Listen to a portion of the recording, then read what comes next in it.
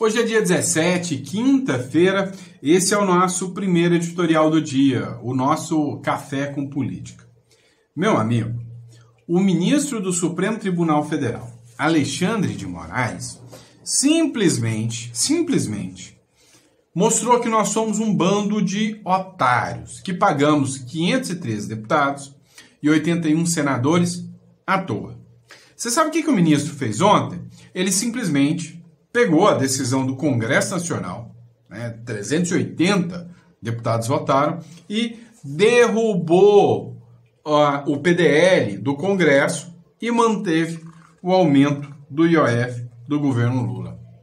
Agora vamos ver a reação do Congresso para ver se o Congresso vai ficar pistola ou não com isso, Mas foi um tapa na cara do Congresso. Outro ponto que a gente vai falar também, ainda sobre as tarifas do Donald Trump e do Bolsonaro, o Trump volta a defender Bolsonaro e diz o que estão fazendo com ele é terrível. Mas qual o impacto de tudo isso em relação ao Bolsonaro? Nós vamos falar sobre isso.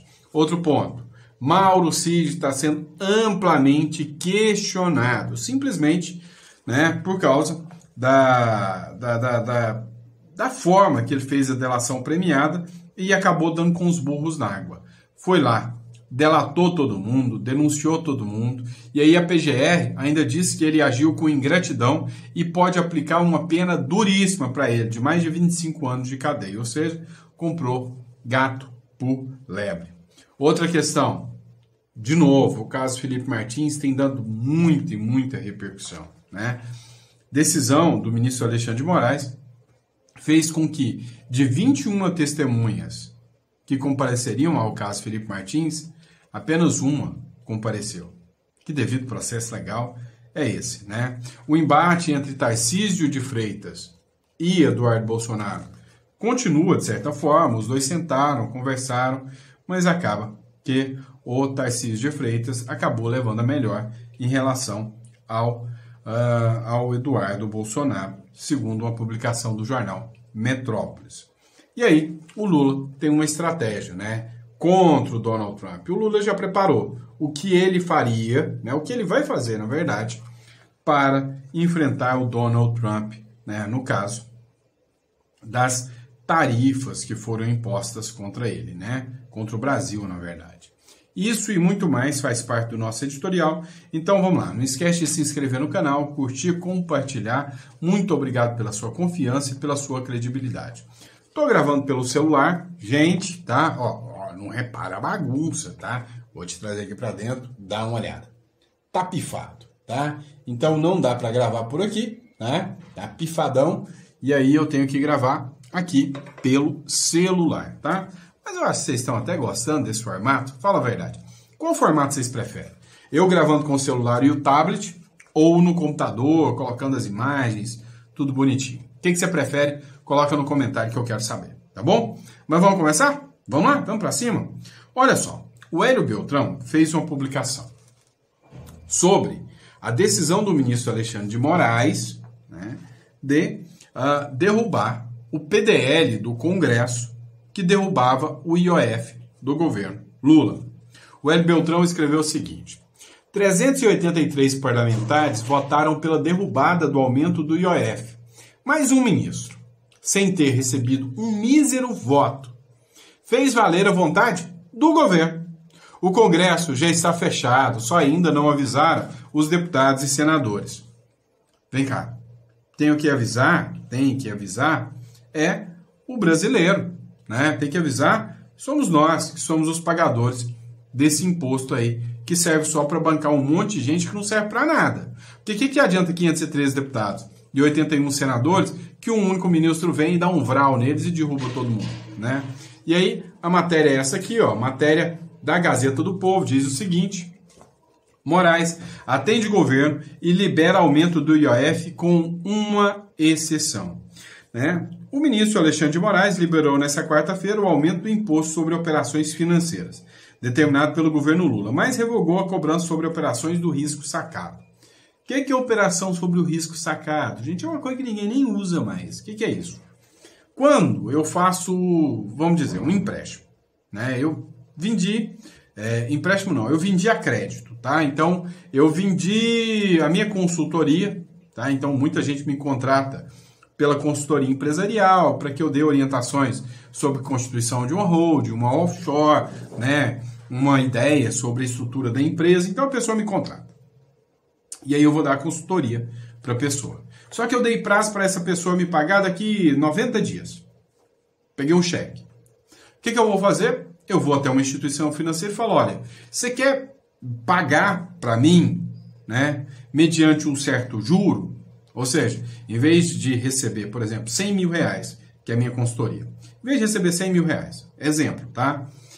Eu vou lá e recebo 80 mil do banco agora e depois, na hora que chegar na hora de pagar, né, o banco executa o cheque e a pessoa tem que pagar 100 mil reais, tá? Então, é o risco sacado. É a única forma, né, a única hipótese que o Alexandre de Moraes, né, não deixou aumentar o IOF, o que é um absurdo. Até o Sérgio Moro se manifestou, o ex-juiz da Lava Jato, né, o ex-senador da República, fez a seguinte publicação. Não há imposto sem representação. É um princípio básico do direito constitucional. Né? É o princípio, né, da compensação. Ou seja, para você aumentar um imposto, você tem que mostrar a fonte pagadora daquilo. Não cabe a uma liminar do STF criar ou aumentar o imposto, ainda que indiretamente. Mais uma vez, o ativismo judicial se faz presente em favor do governo Lula. Agora, no caso do decreto do IOF, perde o contribuinte ao qual se põe mais um ônus para atender ao governo perdulário. Pois é. Só que esse assunto aqui vai ficar meio que em off, né? Perto das tarifas do Trump, perto da investida que o Donald Trump vem dando contra o governo. E aí, né, a revista Oeste tratou exatamente sobre esse tema. Acompanhe aqui. Acaba de chegar uma informação que acaba de chegar, já passo aqui para o Caute. Ontem nós noticiamos que na audiência de conciliação com o ministro Alexandre de Moraes para a decisão ali da derrubada do IOF com o Executivo e Legislativo, não se chegou a um acordo, portanto a decisão ficou nas mãos do ministro Moraes, que acabou de decidir pela manutenção do decreto do IOF, ou seja, sinalizou pró-governo, né, Caute? Mas revogou a cobrança sobre o risco sacado. Então eu queria que você explicasse para nossa audiência na prática o que significa essa decisão que acaba de sair do ministro Alexandre de Moraes em relação ao IOF. Que vão pagar mais impostos. Simples assim. Vamos pagar mais impostos. Ou seja, o Congresso não manda nada. O Congresso não manda nada. O Congresso não foi desrespeitado, foi humilhado. 383 votos de deputados e uma votação simbólica do Senado foram tomadas e jogadas no lixo. O Congresso Nacional acaba de ser uma decisão que tem um número de votos capaz de mudar a Constituição por parte do Congresso Nacional, foi simplesmente ignorada sumariamente pelo ministro Alexandre de Moraes, que estabeleceu a valência do decreto da infâmia, né, que o governo criou para aumentar o imposto sobre as operações financeiras, o IOF, passou de 0,38% para 3,5%, simplesmente para fins arrecadatórios, para tirar mais dinheiro do bolso das carteiras dos brasileiros. O decreto que, por sinal, foi escrito de uma forma assim, escrito com partes anatômicas, não particularmente nobres, porque assim, um negócio tão mal escrito que 24 horas depois, o próprio governo foi obrigado a modificá-lo. Então os caras não sabem nem escrever esses decretos. Moral da história, vai criar um problemaço para uma série de empresas no Brasil, seguros, empresas de previdência privada, e vai contra as regras da Organização para a Cooperação e o Desenvolvimento Econômico, que previam a eliminação progressiva do IOF, assim como o governo Bolsonaro tinha começado a fazer, e vai custar aos pagadores de impostos brasileiros pelo menos 20 bilhões de reais. Agora, pensando que o Supremo Tribunal Federal é o chefe do Judiciário, que custa ao Brasil 1,6% do PIB, é claro que sem esse dinheiro, muita gente não vai receber penduricalhos. Então, é o sistema que atua para para preservar os seus próprios interesses. Uma informação que acaba de chegar, já passo aqui. Simples assim. Certeiro, né? Simples assim. É uma verdadeira vergonha tudo isso que está acontecendo.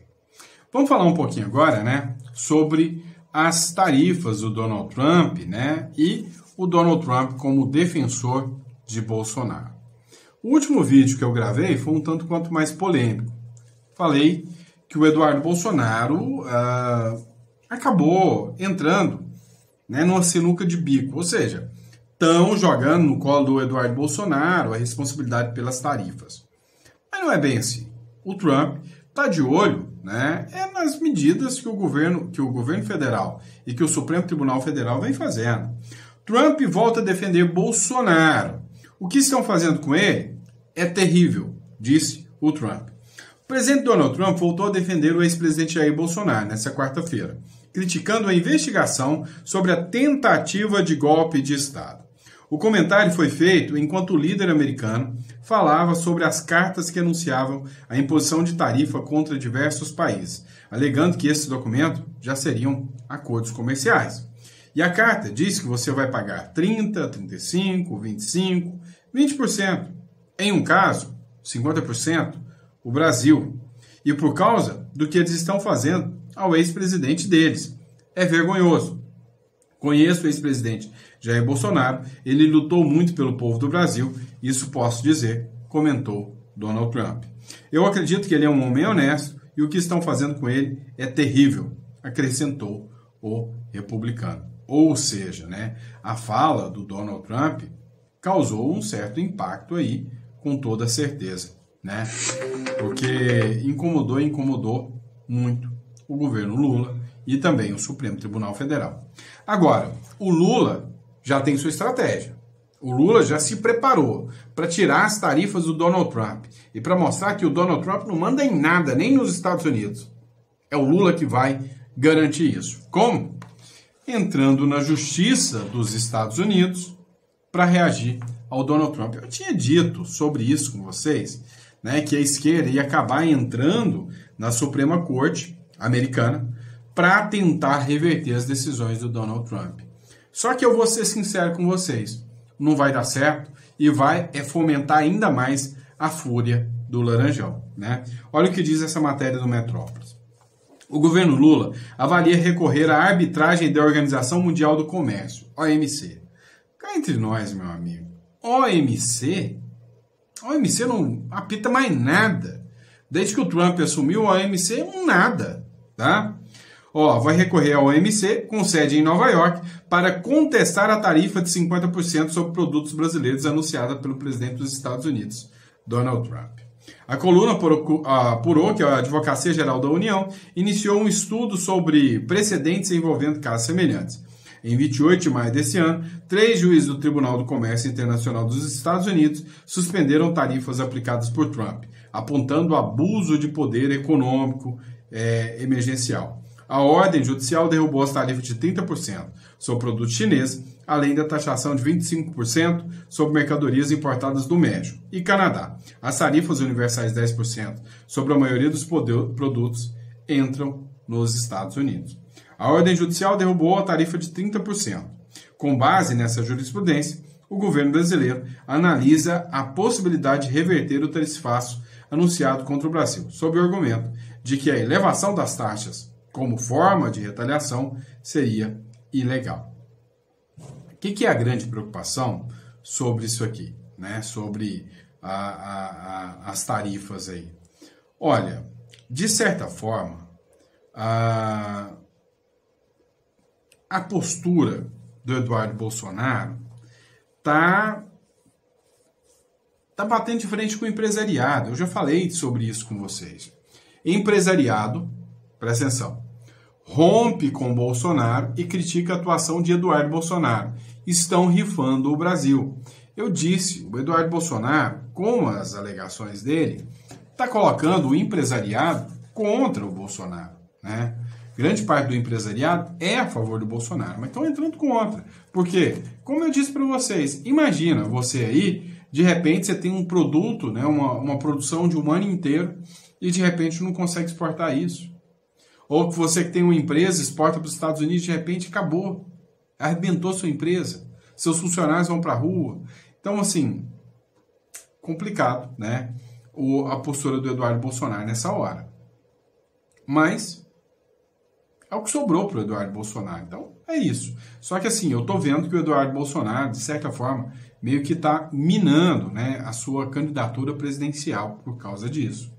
A postura recente do ex-presidente Jair Bolsonaro e de seu filho, o deputado Eduardo Bolsonaro, tem causado forte insatisfação no meio empresarial brasileiro. Empresários que antes integravam a base de apoio do ex-presidente agora enviam recados ao Centrão e líderes políticos demonstrando repúdio ao movimento liderado pelo Eduardo Bolsonaro nos Estados Unidos. Mexeu no bolso, gente. Mexeu no bolso, o empresariado vai ficar pistola, não tem jeito, tá? Não tem como, tá? Então, assim, o empresariado vai ficar nervoso quando chega no bolso dele. O Eduardo Bolsonaro deu uma resposta, tá? Uma publicação do Gil Diniz, carteiro Reaça, momento decisivo muito próximo. Eduardo Bolsonaro faz forte alerta ao vivo em entrevista para os patriotas, tá? Acompanhe o que ele falou aqui. Essa questão tarifária, mas todos entendem que esse remédio amargo ele só pode surtir efeito agora. Se você no futuro, por exemplo, o Trump agora, vamos dar um exemplo verdadeiro. Rússia. O Trump está querendo colocar adiante uma nova rodada de sanções contra a Rússia. A Rússia já está totalmente isolada e já sofreu muito mais medidas intervencionistas do que a tarifa morais de 50% do Brasil. O chanceler da Rússia, o Lavrov, o que ele respondeu? Ele falou, estamos preparados para mais sanções, isso não é novidade para a gente. Ou seja, ele faz isso porque na Rússia já existe um regime consolidado. Se o Trump aumentar as tarifas contra a Venezuela, né, ou sancionar pessoas do regime do Nicolás Maduro, da narcoditadura, isso não vai surtir tanto efeito. Por quê? Porque o regime já está instalado. Ele já não tem outra saída. O que nós queremos para o Brasil é aplicar essas medidas, sim, sanções, prezado general Mourão, elas são medidas consideradas do gênero, né, ações diplomáticas, para que o Brasil não chegue a um ponto de consolidação do regime. Se você retirar os Estados Unidos, se você retirar o Trump da equação, o que vai acontecer? Acho que primeiro, né, e principal pauta, que é a pauta de direitos humanos. Essas velhinhas, essas pessoas que nunca pisaram numa delegacia, que nunca muitas delas pegaram numa arma e não foram apreendidas sequer com armas, acusadas de um golpe de Estado sem armas. Algo bizarro é que o mundo não comenta, porque não houve realmente uma investida para se tomar o Estado. Seria impossível, por mais que o coração das pessoas tivesse revoltado com o resultado daquelas, entre aspas, das eleições de 2022, essas pessoas continuarão presas. Bolsonaro vai estar fora da corrida presidencial. Você acha que Bolsonaro fora teremos eleições legítimas ano que vem? Porque o Moraes ele vai se fortificar se isso se verificar. Eu estou respondendo a inquérito. Então, decretação do exílio aqui ad eterno. Vocês acham que pessoas, pense no nome da direita que você gosta e que está pleiteando ir para o Senado ano que vem, uma pessoa que com certeza você sabe que votaria a favor do impeachment do Alexandre de Moraes, essa pessoa vai ficar inelegível. Essa pessoa não vai ter as contas dela eleitoral aprovada. Porque não precisa mais de motivo nesse país para você fazer esse tipo de condenação. Então o Brasil vai ser mergulhado num regime igual ao da Venezuela. Já vai ser difícil fazer campanha, porque se a gente reclamou de 100 perfis derrubados em 2022 pelo TSE de Moraes, onde ele deu a missão, e a missão dada foi a missão cumprida, se reclamamos disso, imagine com os milhares de juízes, eu não sei agora se são 1.800 juízes que temos no Brasil, ou 18 mil, devem ser 1.800, cerca de... 18 mil. 18 mil? Meu Deus. 18 mil? Todos eles serão o Alexandre de Moraes em potencial para atuar nas redes sociais na eleição de 2022. A esquerda já tem a bancada de advogados, influencers feita, remunerada com o dinheiro dos nossos impostos, e a isso a imprensa não chama de gabinete do ódio, nem de milícia digital, para fazer o ativismo de denunciar as plataformas qualquer postagem que alguém de direita faça em favor dos nossos candidatos. Então, nesse cenário totalmente factual, totalmente possível, não há que se falar em democracia. Qual é o tratamento que os Estados Unidos farão da liberdade de dispensa a ditaduras? Tarifa é até pouco, tá? É tarifa, é congelamento de bens, é cancelamento de vistos. Restrições ao mercado financeiro. Sim. Por exemplo, a Rússia não tem acesso ao sistema SWIFT, né, de transações internacionais. Então você vai puxar para baixo Banco do Brasil, Caixa, uma série de outros fatores que vão ser muito mais impactantes do que o cálculo que tem sido feito sobre a tarifa de 50%, que é uma possível redução do PIB nacional de 0,2%, talvez 0,3%. Então eu não quero chegar neste nível. Eu não quero precisar de uma quimioterapia quase suicida. Eu quero aplicar agora os remédios via oral. Acho que é por aí. Há essa questão tarifária, mas todos entendem que... O que o Eduardo Bolsonaro fala aqui? Olha, o remédio vai ser amargo, vai gerar impacto, mas ele entende a importância e a necessidade disso, né? E aí, cara, assim, é impactante. Por quê? Porque o governo Lula vai surfar nessa onda, vai querer pagar de salvador da pátria, sendo que o culpado por tudo isso é ele mesmo, e vai jogar a culpa em cima do Eduardo Bolsonaro. Mas aí o Brasil entra numa sinuca de bico. Se eu não sancionar e deixar correr, o regime vai se instalando. Daqui a pouco é como uma Venezuela. E aí não tem mais o que fazer. Agora, se parte para cima agora, se aplica sanções, há duas possibilidades. O recuo do regime ou o regime acelerar. Ou seja, só vai acelerar a ação. Então, assim, o Eduardo Bolsonaro, né, tá certo em continuar, mas que vai ter impacto, vai. O mercado vai virar contra o Bolsonaro, empresários vão virar contra o Bolsonaro, o agro vai virar contra o Bolsonaro, mas não dá para fazer o omelete sem quebrar alguns ovos, né? A gente precisa saber disso. E vamos lá, ó, matéria do The Investor, né? Ou seja, breaking news. Moraes diz que vai oficiar Tarcísio de Freitas sobre acusação. Breaking. Tarcísio teria participado de reunião no Alvorada em que se discutiu minuta do golpe. Vocês viram essa aqui? Essa aqui é para acabar, né? Como a gente diz lá em Goiás, né? A discussão aqui é que o Alexandre de Moraes, né, mandou citar o Tarcísio de Freitas sobre uma declaração do Jeffrey Chiquini. Estou até procurando a matéria aqui para vocês, que diz o seguinte: teve uma discussão, tá? E onde o ministro Alexandre de Moraes mandou, deixa eu ver aqui, ó, essa aqui, né? Matéria do Correio Brasiliense. Olha só. Golpe de Estado. Moraes irá oficiar Tarcísio de Freitas sobre a acusação feita por advogado. Olha essa aqui, né? Durante a audiência realizada nesta quarta-feira no Supremo Tribunal Federal, o ministro Alexandre de Moraes determinou o envio de um ofício a Tarcísio de Freitas, do Republicanos, após o nome do governador de São Paulo ter sido mencionado por Jeffrey Chiquini, advogado do Felipe Garcia Martins, né, que é o Felipe Martins, réu no processo que apura a tentativa de golpe de Estado. Chiquini questionou Mauro Cid em audiência na segunda-feira se Tarcísio esteve na reunião em que se discutiu a minuta do golpe. Na ocasião, Moraes frisou que o governador não é investigado na trama golpista, tendo em vista que as investigações da Polícia Federal não apontaram indícios de participação de Tarcísio no encontro. Após uma discussão acalorada entre Chiquini e o ministro do Supremo, Alexandre de Moraes, Mauro Cid finalmente respondeu que, assim como Felipe Martins, Tarcísio também não havia participado da reunião. Na manhã de hoje, porém, os dois voltaram a ter um embate, quando Jeffrey Chiquini iniciou novamente uma provocação. Moraes então repreendeu. Já estou oficiando o governador Tarcísio para informar as suas acusações de ontem. O senhor quer que eu informe mais alguma autoridade sobre suas acusações? Indagou o ministro. O ofício deverá informar sobre a citação e solicitação de informação ao governador. Então, tem muita gente falando que o Tarcísio de Freitas, né, foi incluído no processo do golpe, principalmente alguns perfis de esquerda, porque essa galera mente que não sente, né? Fake news na veia.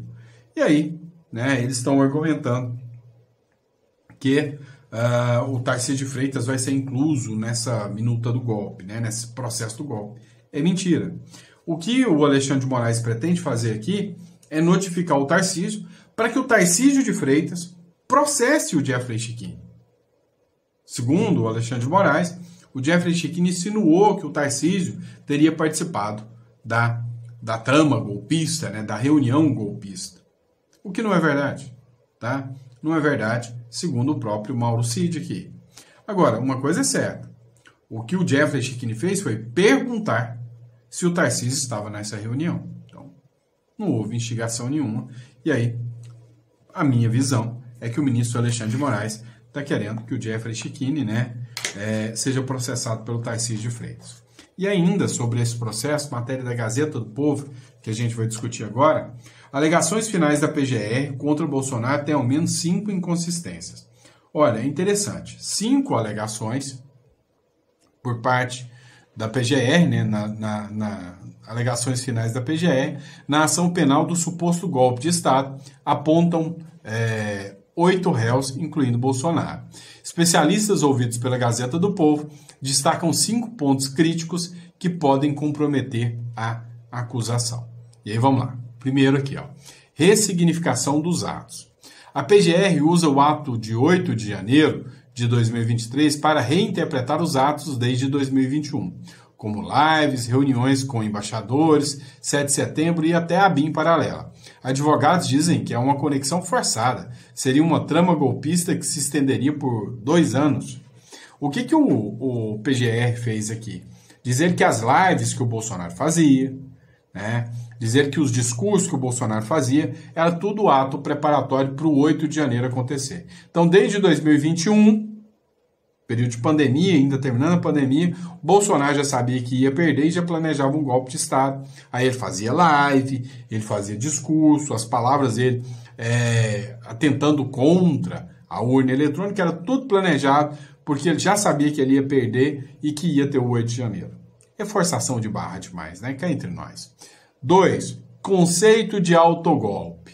A acusação fala em autogolpe, quando um governante tenta se manter no poder de forma ilegal. Especialistas questionam.